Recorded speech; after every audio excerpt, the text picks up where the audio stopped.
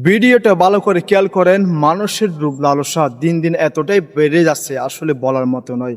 এই বিদ্যুৎ চাচার কাছ থেকে এমন একটা জিনিস পাওয়া গেছে, আসলে এই বিষয়টা জানার পর, দেখার পর আমি পুরাই হতভম্ব হয়ে গেছি।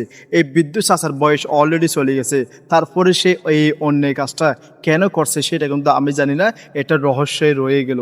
এই বিদ্যুৎ চাচার কাছ থেকে জোরাজুরি করার পর উপস্থিত জনগণ এমন একটা জিনিস পেয়েছে, আসলেই এই জিনিসটা দেখার পর আবারও বলতেছি আমি হতভম্ব হয়ে গেছি। আপনারা হয়তো বা হতভম্ব হয়ে যাবেন। এই বিদ্যুৎ চাচার কাছ থেকে কী পেয়েছে জানেন? তার মুখ থেকে কী বের করছে জানেন? ইয়াবা ট্যাবলেট, নেশার দ্রব্য একটা জিনিস তার মুখ থেকে বের করছে। হয়তো বা কোনো একটা জায়গায় সে নিয়ে যাচ্ছে আর কি, সে সময় হয়তো গুমসূত্রে কোনো খবর পেয়েছে, হয়তো বা সে এটা মাদকটা অলরেডি শনাক্ত করছে, তার থেকে উদ্ধার করতে সক্ষম হয়েছে এলাকাবাসী। তো বিষয়টা আপনাদের কাছে কেমন লাগছে?